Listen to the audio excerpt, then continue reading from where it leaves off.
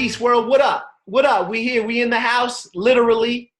I got a special MC on deck right now, none other than the man, Grand Scheme. Peace.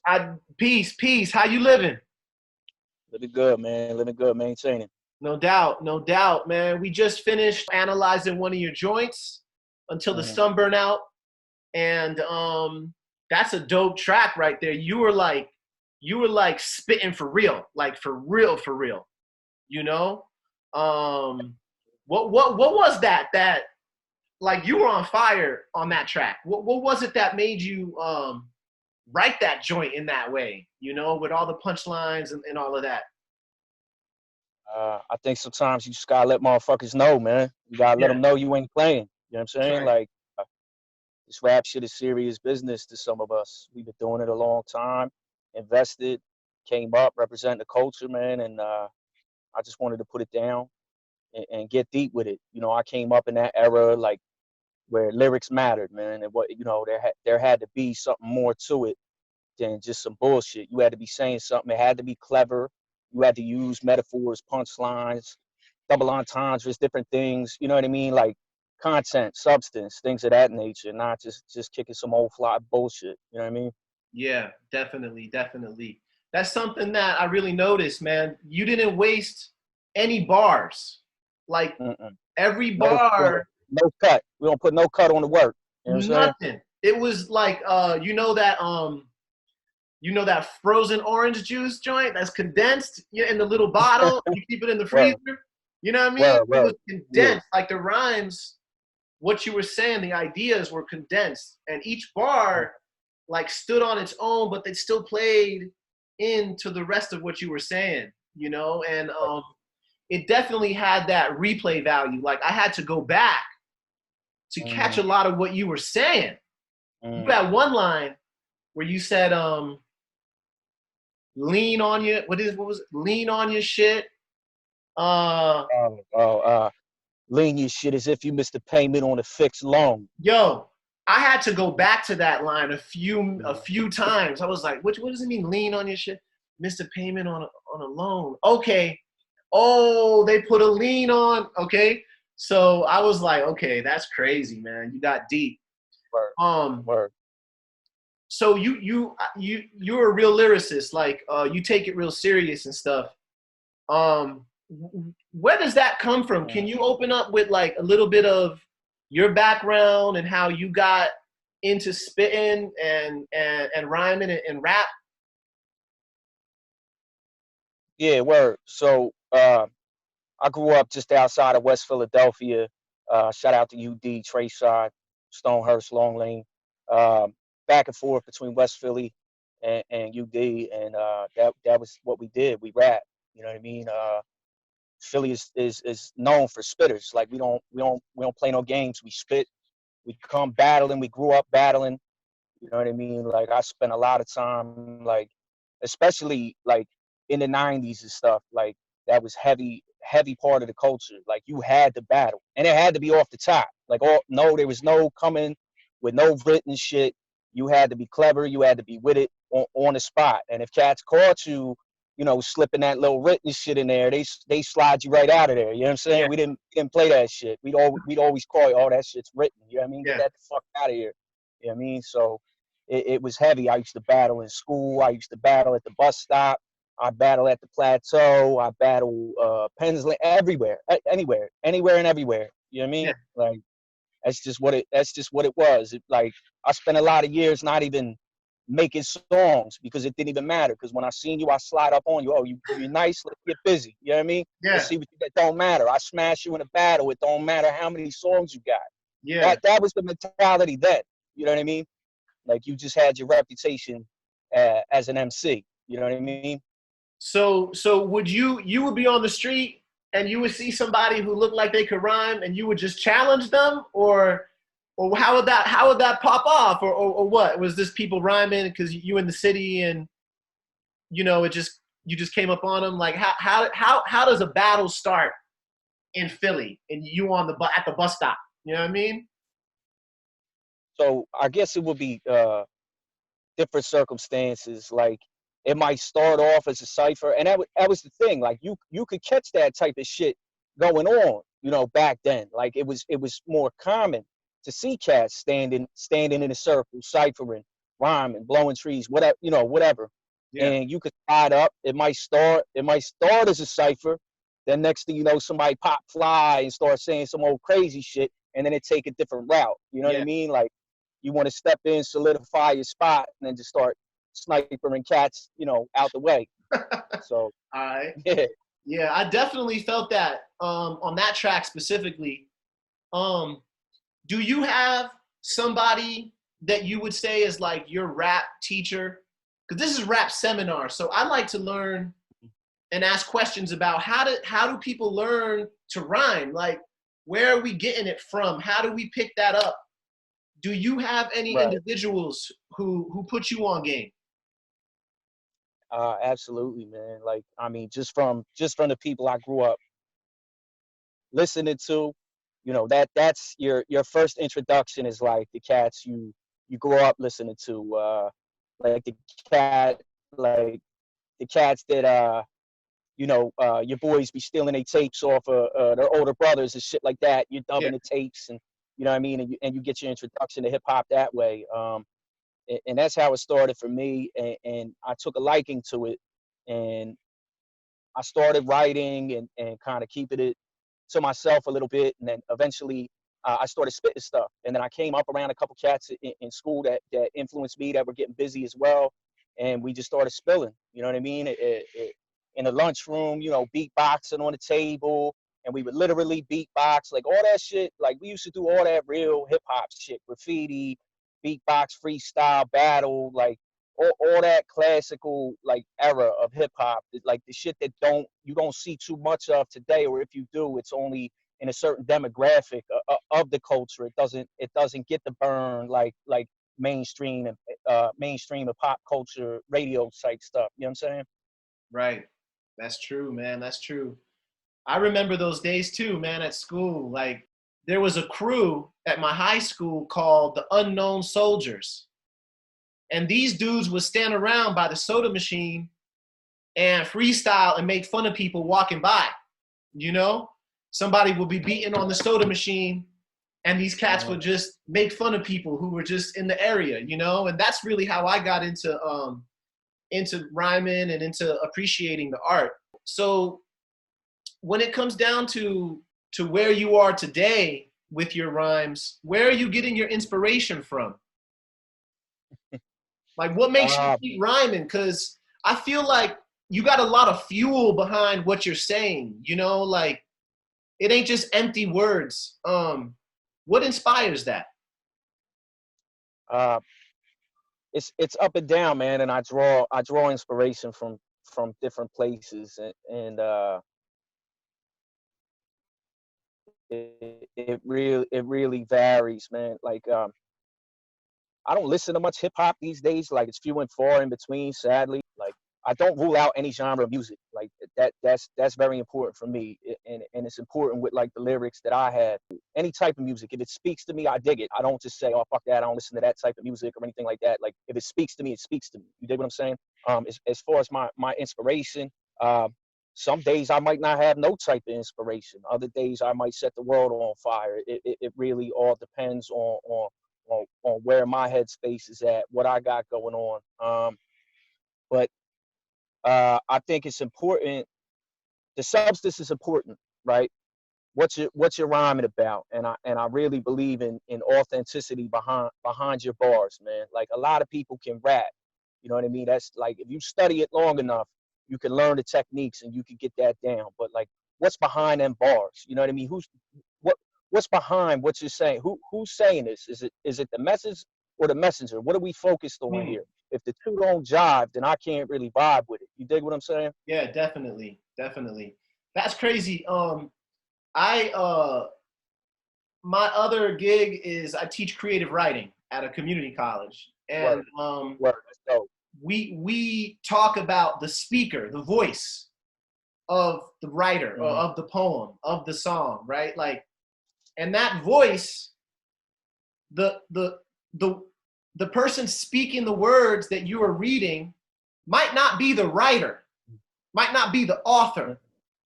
I could write a poem or a song where my son is telling a story, or I'm writing from the perspective of my mama or something.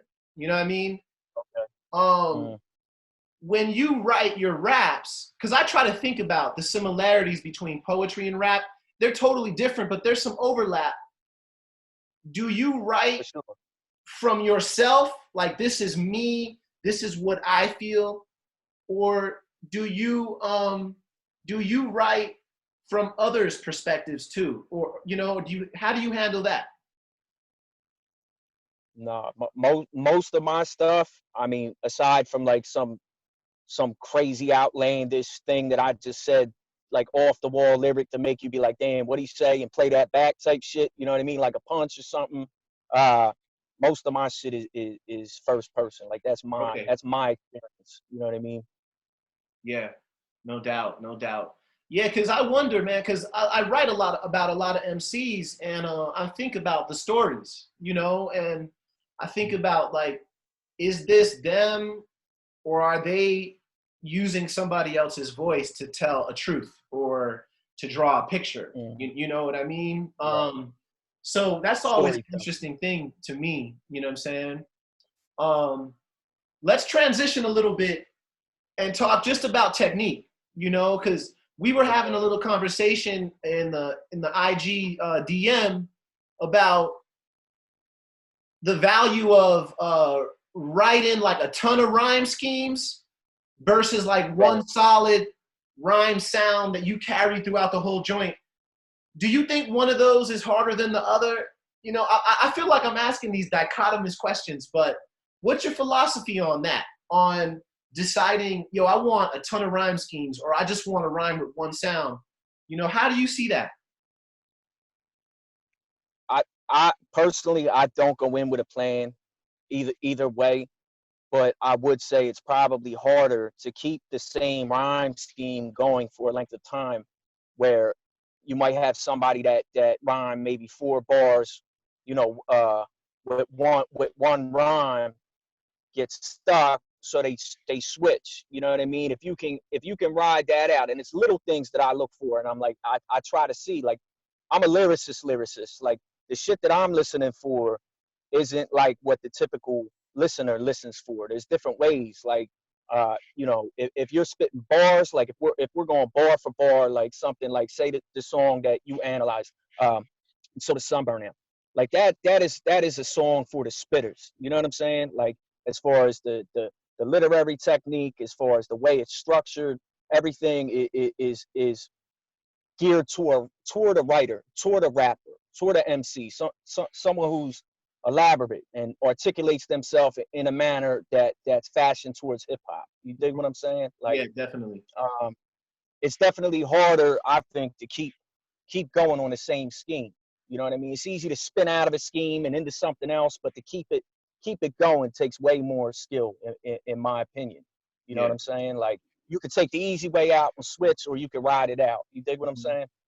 Definitely. When we analyze rhymes, at the seminar, we're counting rhymes. And one thing that I've learned that I didn't know before, because I didn't really pay much attention to it, is that when you use one rhyme scheme, one rhyme sound, and you carry it through the whole joint, the rhyme count is higher than if you use a lot of different rhyme schemes and switch the rhyme scheme up, because you need two words to make a rhyme, right? The first one don't count as a rhyme. You got to get to the second word. So if I have, let's say I got 4 bars and they all rhyme, A, that's 1, 2, 3 rhymes. You know what I mean? So, but then let's say you switch it up and you got these 2 rhyme, you got couplets, these 2 rhyme and these 2 rhyme, then you got 1 rhyme and 2 rhymes. So I've had people I analyze, they're like, yo, I rhyme way more than this dude. I spit more rhymes than that cat. Why are you counting me so low? I'm like, yo, because he had 1 rhyme sound the whole joint. So it made the numbers go up real high, Yeah. But the more I analyze lyrics, the more I start to question, do rhymes even matter? Like, I'm counting rhymes and I'm telling you, yo, you had 104 rhymes. Does the amount of rhymes matter, or is it the content? You know, that's a big discussion I've been having. What do you think? I think they both matter. Yeah. Like it's not one or the other. It's like you should be able to carry your content throughout a rhyme scheme. You dig what I'm saying? Yeah. That's what this is. That's what Yeah. rapping is. You know what I'm Right. saying? Like if it don't rhyme, you ain't rapping. Mm-hmm. You know what I'm saying? Like um that's part of it. It that's part of making it ill. Like if you can really like fit all that content in there and be clever. So like now we're talking about the counting of rhymes. So like you'll have your main rhyme scheme, but then I try to incorporate other rhymes in between and make it all rhymes. So I'm just stacking rhymes on rhymes on rhymes. You dig what I'm saying? Yeah. Like everything is very intricate. Everything is thought out, strategically placed. It's all there for the trained ear. It might sound cool to somebody else, but somebody that's really in tune is really going to dig the craftsmanship that goes into it. You know what I'm saying? Like, Yeah. because it takes time. It's time consuming. You know what I'm saying? No doubt. It does. It does. And I could really see the artistry in your writing. So let's talk about this the new joint then that you just sent it to me today. Fight or Flight. Fight or Flight. Fight or Flight, yo. That song is totally different from David. the other one. Mm-hmm. Yeah. What? So Fight or Flight featuring Amy Davis, produced by my man Stretch the Mad Scientist. There's that song is it's a very personal song, and there was like a whole process to it that a lot of people don't know about. So shout out to my man Dark Raw from the Bronx, man, BX.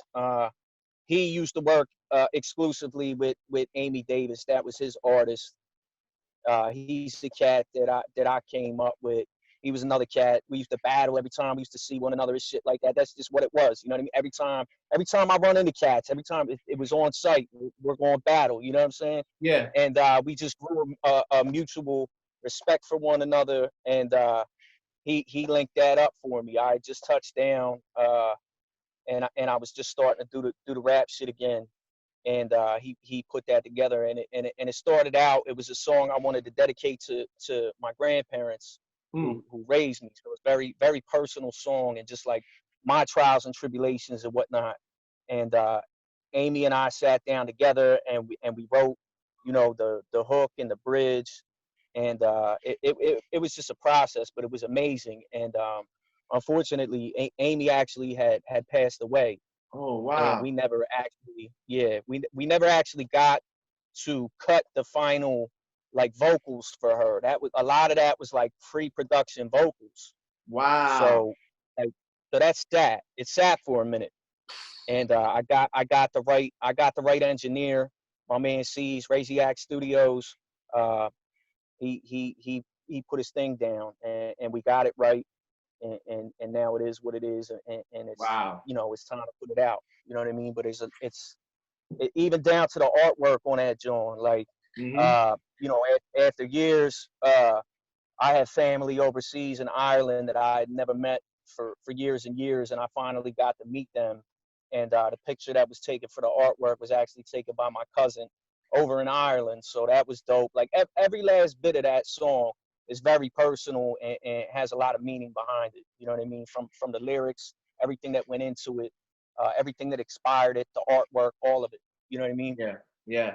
It comes through too, man, and the story behind the song. I'm sorry for that loss, man. She has a beautiful voice, you know. Um, Man, that makes the song feel so much more deep. It was already deep, but to know that she's not here anymore, that takes it to a whole nother level. So you're writing from the heart.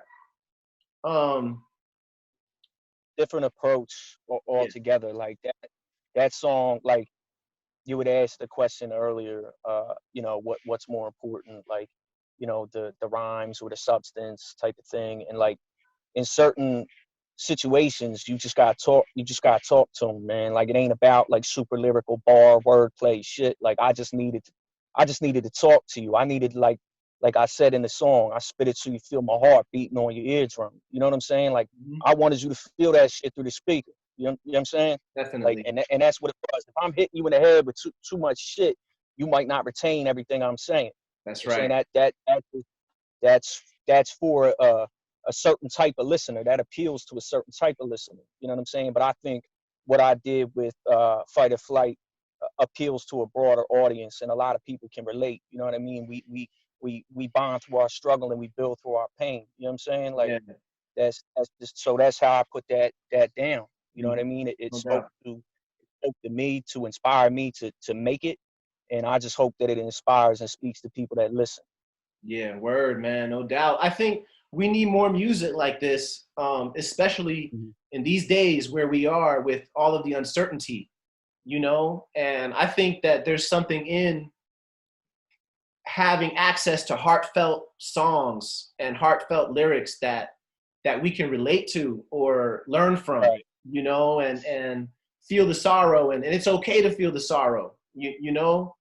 Right. A lot of times it seems like we in the hip hop culture we try to like numb ourselves in different ways, you know. Mhm. But this song really shows you as an artist confronting some of the deeper meanings of life, you know, which is what you call real, you know, like you ain't trying to be a certain way or nothing. Like this is real, you know. And so I really Mhm. appreciate that track, man, and I'm glad you sent it my way. Thank you. No doubt, man. No Thank you. doubt. Yeah, So it was important. It was important to me. Like, so I'm 37. I've been doing this, you know, since the 90s. I've been doing it a long time, and sidetracked by extracurricular activities. You dig what I'm saying? Money in the streets was more important than rapping.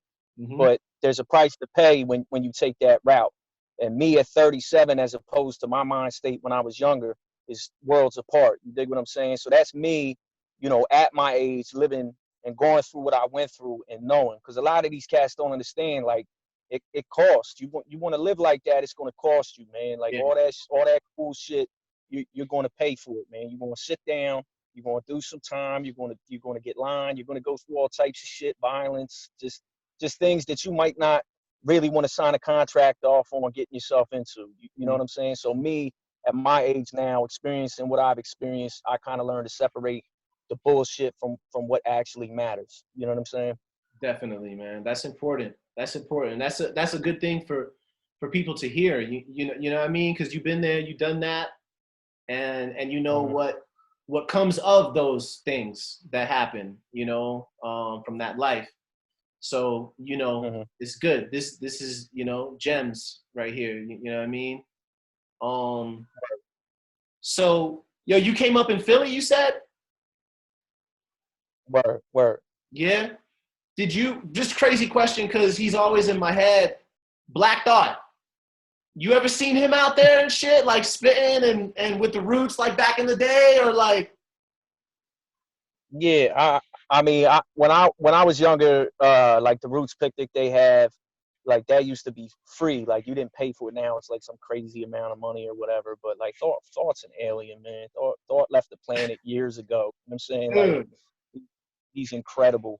Anybody that's from Philly and anybody in the world should know what's going on when it comes down to Thought. You know what I'm yeah, saying? no doubt. What are some other Philly legends that people should know about?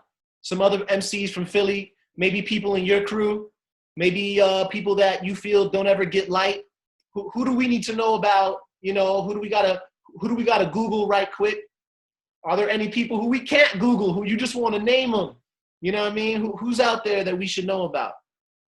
So there's a lot of history in Philly, man, especially with hip hop, and a lot of people wouldn't know otherwise outside of Philly. But Schoolie D, original the OG, started gangster rap. A lot of people Yeah. don't know that. Damn. Parkside Okay. Killers, PSK.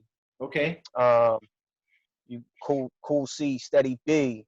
Like if we're gonna go back, you know what I mean? Yeah, Then yeah. at Ram Squad, Bahamadia, the Roots, the Jedi Minds, the State Property, Beans, or it was different eras of Philly rappers and different styles, but we were always like we were always the spitters, like Yeah. without a doubt.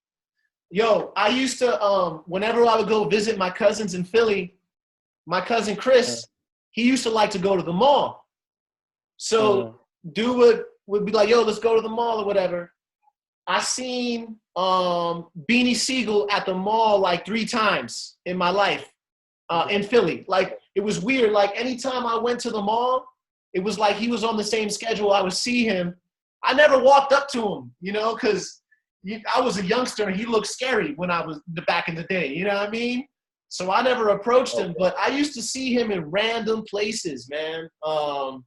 Beanie Siegel, dude. Nah, Beans was around, man. Yeah. Beans was definitely around. You know what I mean? You could bump traffic with Beans. He was around. No doubt. You know what I mean? No doubt, man. So we talk about Philly. Did you ever get into, because I love hip hop, so I'm into all the elements, all 4, you know what I mean? Did you ever, or do you dabble in the other elements, in any of the other elements aside from emceeing? Word. So I grew up outside of Philadelphia, just outside of Philadelphia, and we had a squad that ran through West Philly. My shit was the rapping, but we kind of bonded through that, through the hip hop, through the cultural aspects of hip hop. Like, that's my people. But yeah, my shit was nowhere near on par with them cats. They were just like next level. Another hip hop, fact is graffiti. Graffiti started in Philly. A lot of people don't know that. We did. The OG Cornbread was the first cat to throw up that graffiti shit. You know what I mean? You said OG Cornbread? Cornbread, word. Yep. Dude, yo, I gotta look for him. I never heard of him, man. Yeah, do your Googles, and I was fortunate enough that I actually got to perform at a tribute to Cornbread like a few years back, and Schoolie D was one of the performers there, so that was dope. You know what I mean? There was a lot of history in the building, a lot of legends in the building for that. You know what I mean? It was super dope. But yeah, do your Googles on that, man. I am, man. I am. I'm gonna switch lanes a little on you right here, but you were talking about graffiti and where it came from, and you were mentioning some people. It started making me think about how is hip hop, because hip hop evolves, right? Like it's a culture that is always evolving with the times. How do you think this situation that the world is in right now, this pandemic, how do you think that hip hop is going to evolve from this? Because I know we can't do shows right now, and we're seeing the live streams and all of that kind of stuff.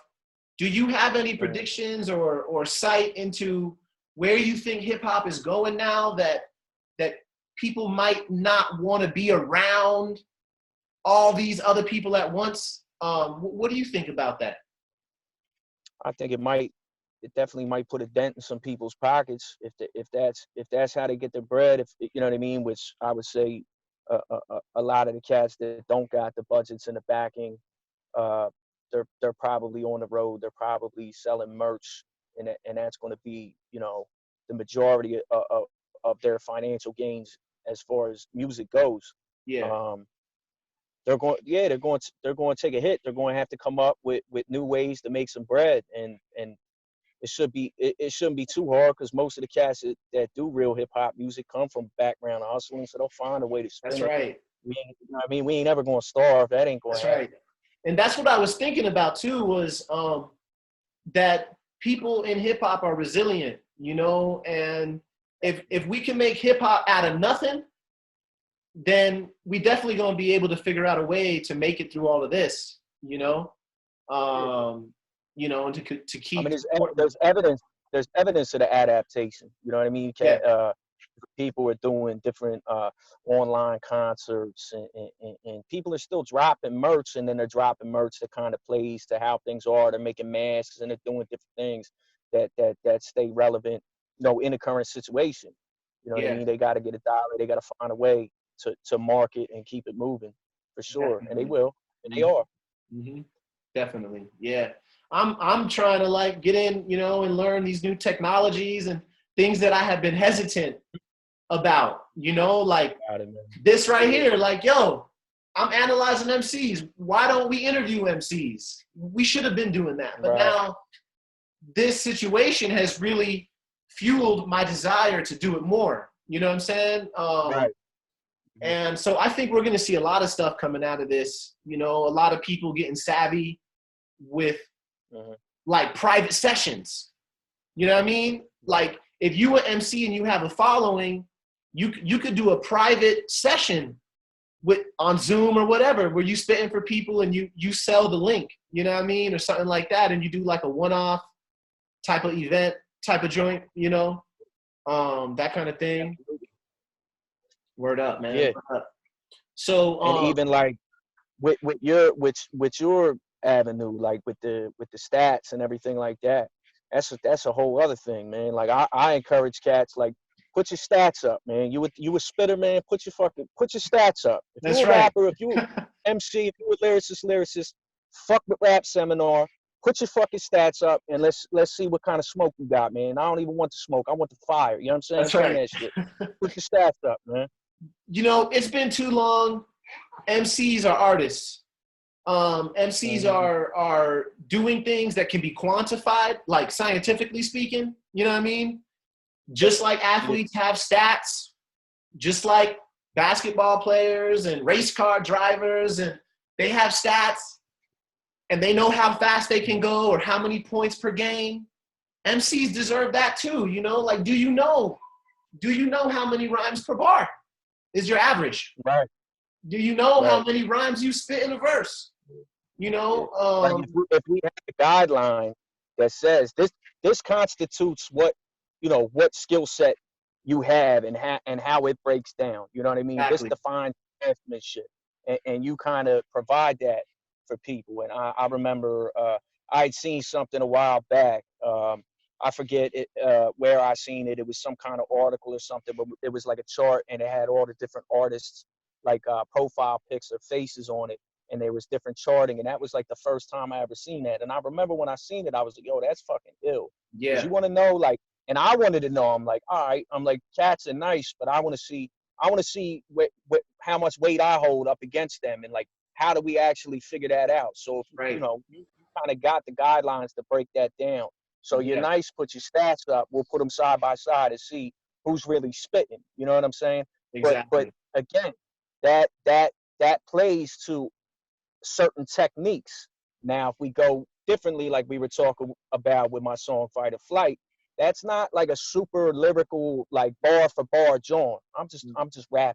I'm just rapping. I'm just talking to you. It's something different. You know what I'm saying? Like, so you posed the question earlier, like what makes something ill? If we're going bars or we're going substance. So we're going back to that, right?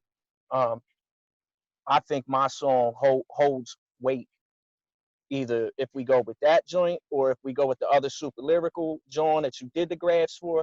They both hold weight in their own right, but it's just two different.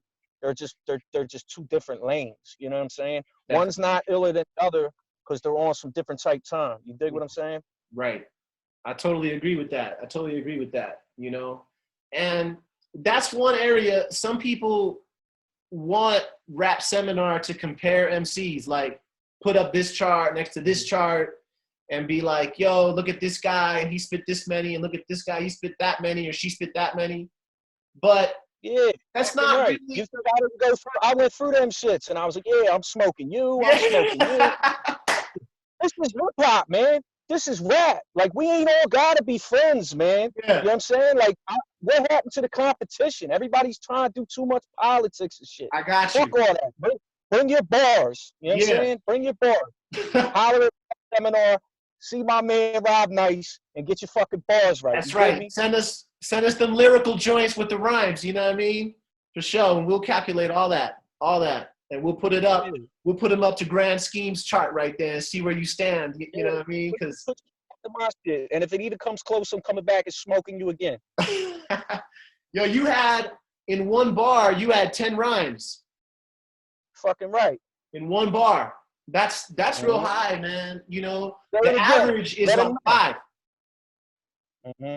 The average we've been seeing is like 5, but there's been a lot of spitters lately who have been sending stuff and they have really high numbers, man. I'm like, yo, I almost feel like some cats are premeditating this shit. Like, yo, I'm gonna write a verse and just send this verse to them.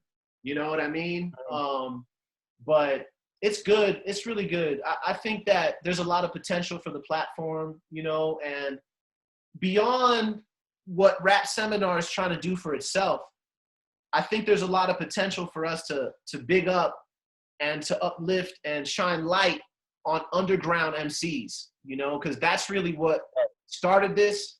And that's really what we want to keep doing is like, we already know about a lot of the greats, you know, but what about the unseen greats or the unheard greats, you know? And this is one of those ways that we can kind of shine that light on people because we're doing something unique. And it's like, yo, what's this? And then, yo, Grand Scheme, who's that? You know? And boom. Then you know. Damn, I can't even tell you. I can't even begin to tell you how many ciphers I've been in, random ciphers where there was cats in them Jones that was just like off the wall. Like their bars was crazy. Yeah. I couldn't even tell you the fucking thing, man. Right. You know what I mean? There was so many that came and went. Like, you know, why things built up to where it is today with social media and the different means and avenues. Like it's a whole different playing field from when this shit started. You know what I mean? Like how I got started and how things evolved. It's just like it's night and day. Like, but now we don't have to, you know, discard the cats that have the ability and have the bars to put up. We can shine a light on them for what you're providing with the service. That's dope. That's dope. Right. I told you, I seen what you did. Immediately I reached out and I was like, yo, I dig the vision. You know what I'm saying? Yeah. Like, you know, how we gonna put this together? You know what I'm saying? Yeah, I appreciate that for sure. And anything we could do, like going into the future, you got a new joint, you know, you need some promo, whatever. I already feel like I trust your product is solid. You know, that's another thing too, because people hit us up like, yo, can throw us in the story. Promote this joint, promote that joint. I'm like, yo, I can't just promote everything, like, because that's gonna make me look bad. If your joint is whack, no, I'm not trying to do that. You know what I mean? Like, if it's dope, I'll let my people hear it too. Like, yo, what do you think about this? And I try whatever I put up, man. It's there for a reason. You know, it's not just like whatever. You know. Right. But we don't want no cut on the work, man. We don't want no cut on the work. We want the raw shit. We're serving raw. Don't come with the weak shit. You can't promote that. You gotta put your stamp on it. That shit can't be weak. We ain't fucking with no weak shit. Definitely not, man. I tend to listen to a lot of grimy rap. I don't know why, man. I'm not even that kind of a grimy person, you know, but I like gravitate to it. You know? It's people complain about rap and they say, oh, they're glorifying violence or they're disrespecting people or they're disrespecting each other or whatever.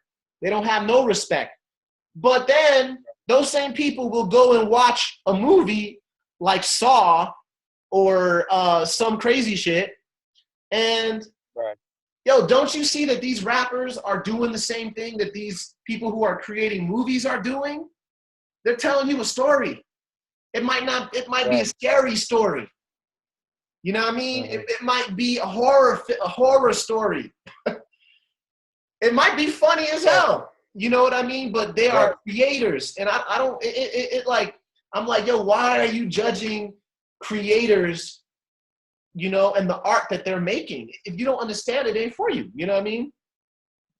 Yeah, no doubt. And I'm actually glad you touched on that because, and that was kind of like part of my writing process for until the sun burn out. Like the hook, I'm gonna talk that shit till the sun burn out. You know what I'm Yeah. saying? And, until the sun burn out, that's something one of my old heads from down the bottom of West Philly used to say to me, man. You know what I mean? He'd be like, man, I'm gonna do that shit till the sun burn out. So Mm. that stuck with me. That was one of my old heads that put me on. You know what I Yeah. mean? To get a little paper like that. So that stuck with me, man. And the thought of like listening to that grimy shit and the way that makes when somebody say something, it just land and you're just like, you know what I mean? You get that feeling when they say some hard body shit. Yeah. And that's how I felt. I'm like, yeah, I'm gonna talk that shit to the sun burn out.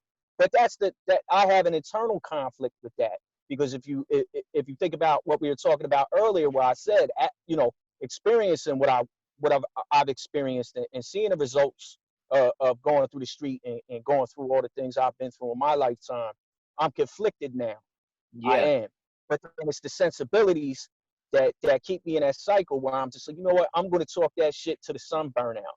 But at the same time, there's a great responsibility on us having the platform that we have, speaking to the youth. I couldn't even tell you how many rappers influenced me. Mobb Deep had me doing crazy shit when I was a kid.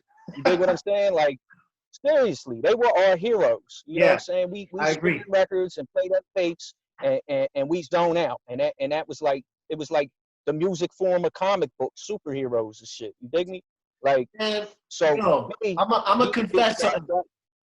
Oh, my bad. I didn't mean to interrupt. Go ahead. Go ahead.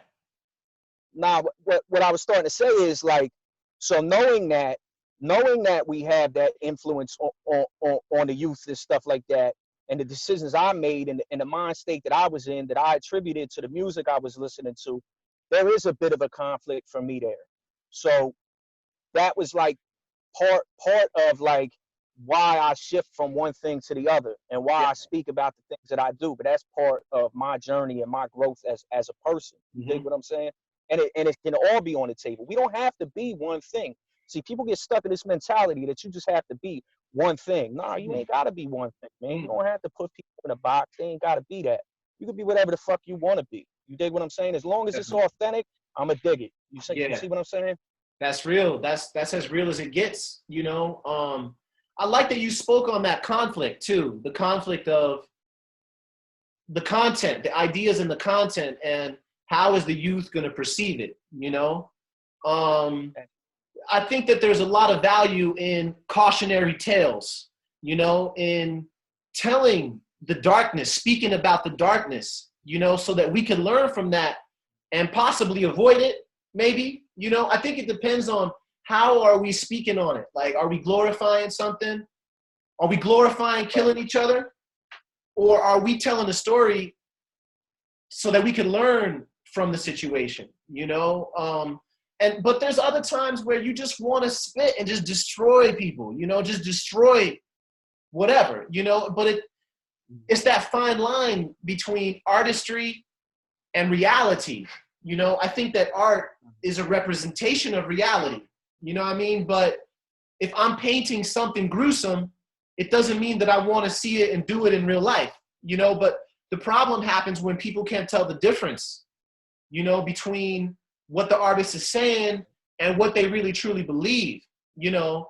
And I think it's dope that you hit us with different flavors and you have different types of tracks for the different types of ways that we live life, you know, and the experiences that we may go through, you know. So that's dope, man. I think it's important. Thank you. For Yeah, sure. I concur. It's definitely important, man.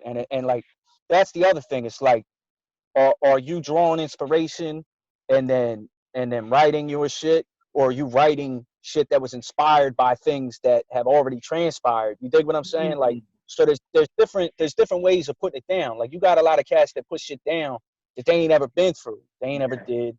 They're just drawing parallels to things that they know nothing about. You listen to enough rap music, you can make it sound similar, but Right. it hit a little different when it's the real deal. You dig me? That's That's why true. certain artists always stick out a little more to people, and the people that know the deal, when they hear it, they know you're talking that talk because they've been there. If you know what I That's right. mean, if your road don't match your stroll, I don't really want to hear it. You dig what I'm saying? Yeah. Yeah, that authenticity is important. And when the listener, I had a teacher back in the day that said that for you to, as a writer, to be genius, your listeners got to be genius. They got to be able to identify your shit. You know what I'm saying? That what you're doing is special, you know? And so the role of the listener is interesting. And we were I mentioned movies and like how I could watch Scarface and glorify it and be like, yo, I want to be Scarface. But I could also watch Scarface and be like, yo, look how he ended up. Right. You know what I mean? So I think a lot of the time it's like, what is the listener bringing to the table? And that's going to shape what the music is to them. You know what I'm saying? Right. I definitely am someone who I always see like, and maybe it's my family, I try to see the underlying meaning of it. Like, okay, I'm listening to Conway or West Side Gun or somebody, and I'm like, okay, I hear what he's saying, but what is the big picture of it? What is he saying about people who live in this certain circumstance, you know? So I feel, and I don't know why I'm going this way, but I feel like us listeners have a lot of responsibility, you know, to not just blindly consume what people are saying, but to put some thought into what they're saying. You know what I mean? Especially when I know that someone like you spends so much time crafting the lyrics and crafting and molding and sculpting that joint. You know what I mean? So that's just my 2 cents, you know, on it. But yeah, man. And I appreciate you paying attention to detail. And like, that's the thing. When you get people that listen, they're going to listen a different way. You know what I'm saying? So when I spit like the heavy lyrical shit, you know what I'm saying? That's going to talk to a certain type of listener. Yeah. You know what I'm saying? And just like anything else, like it's all the type of energy that you're drawn to. Everything's subjective and perspective. You know what I'm saying? So like, and that was kind of cool when I looked at your breakdown, like some of your interpretations of my lyrics in Until the Sun Burn Out. It wasn't exactly what I was saying, but that's what's dope about art. You know what I'm saying? It's your interpretation. I'm like, and it's different because like the slanguage here, the jargon here is different from where you're at. So like I might say something and you're going to think it means something one way and it means something completely different. You know what I'm saying? So but it's dope. You know what I mean? And like that's another thing. Like I really dig like organic culture, right? So now like everything is in real time with social media and shit like that, right? So everybody can like draw from this and pull from that and stuff, and that's cool in some aspects. But like how much of what makes you who you are is organic and where you're from? Do we start to lose our identity with so much access to all these other things? You know what I mean? I feel like it's good to be well cultured, no doubt, but at what stage do you start losing your own culture when you're just positive all kinds of different things and you actually lose yourself in the mix? You dig what I'm saying? Yeah, definitely. That's interesting, man. I remember I used to have posters. I still have joints on my walls, but it was like a lot of posters of people. Like I had Bob Marley and I had the Wu-Tang and I had all my favorite rappers and a bunch of other people just on my walls, man. And one day I was sitting there and I was like, yo, who are these people? Right. Like, I don't know them. I like their music, I like their art, but at the end of the day, if I go to a concert and I see Raekwon, I got him hanging on my wall. Like, he don't know me, and I don't really know him. You know what I'm saying? And like, so I had to really check myself and like, who am I? Like, how are these people influencing me? And what is my unique voice? What is my unique approach? You know, and I had to recalibrate. I took all my joints down. This was years and years ago.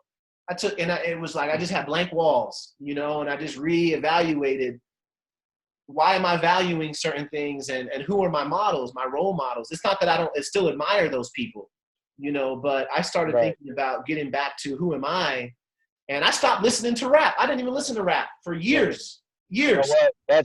That's dope though. For you for you to think about that, and that's the type of shit I dig. Somebody who's going to challenge themselves to wipe the slate clean and really think about where their influences came from. You know, there's so much socialization and conditioning from the time that we're young. Like, what do we actually like on our own that we're not influenced to like, or what do we really think and feel on our own authentically as a person? You dig what I'm saying? So for you to go through that process is highly commendable, man. I dig that for real.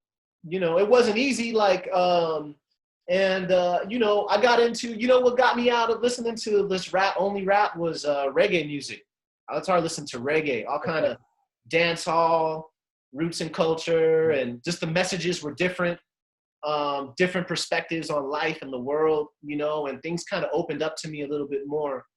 But, you know, my whole perspective changed. But, you know, hip hop is something that is not just the music, it's the culture, it's your lifestyle, it's how you dress, it's how you think, it's how you speak, how you relate to others, you know. So that's something that can never be separated from me, you know. Like, I'm hip hop now, I'm always be hip hop. Even if I'm not listening to rap music, you know what I mean? For sure, man, definitely. Yo, so I see you a low head. Or no doubt, 2 L's. Yeah. Did you come up stealing shit? I know you can't.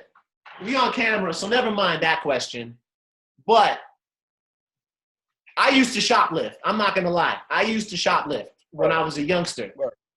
And I used to get my peoples got caught.